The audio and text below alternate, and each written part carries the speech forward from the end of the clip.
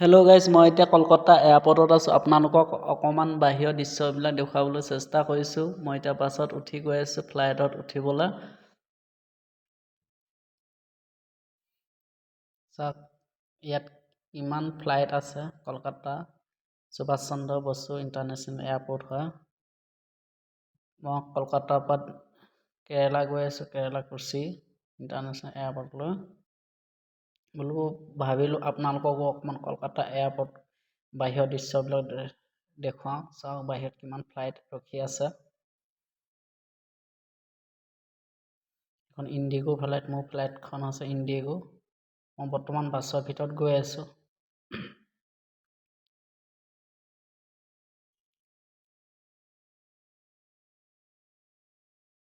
এখন ইণ্ডিগো ফ্লাইট হয়।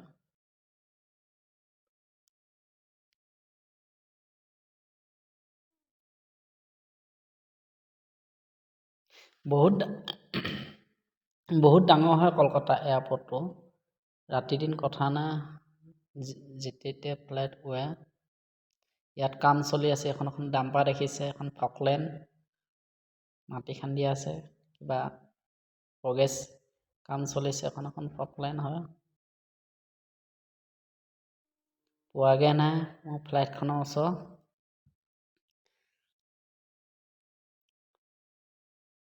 তামাম ফ্লাইট আছে দেখোন ৰখি ৰখি।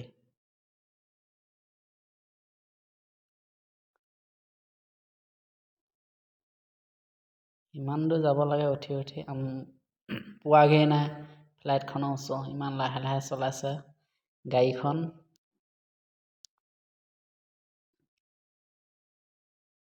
এইখন ইণ্ডিগো অলপ সৰু চাইজৰ হয়। এইবিলাক AC বাছ, ইণ্ডিগো লিখা আছে, ইণ্ডিগো চিম্বল আছে বাছবিলাকত। এইখন যে দেখিছে, এখন বৰোদাত কোৰিয়া ফ্লাইট হয়, কমাৰ্চিয়েল। এখন ইণ্ডিগো।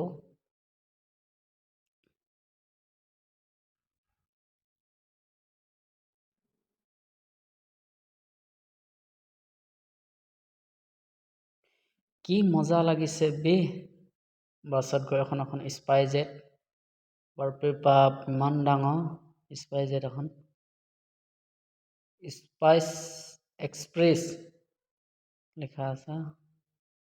এখন ইণ্ডিগো।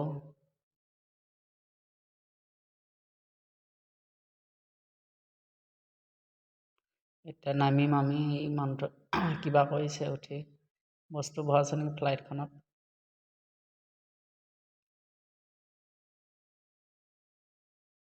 এইখনতে যাম এতিয়া মই কোচি।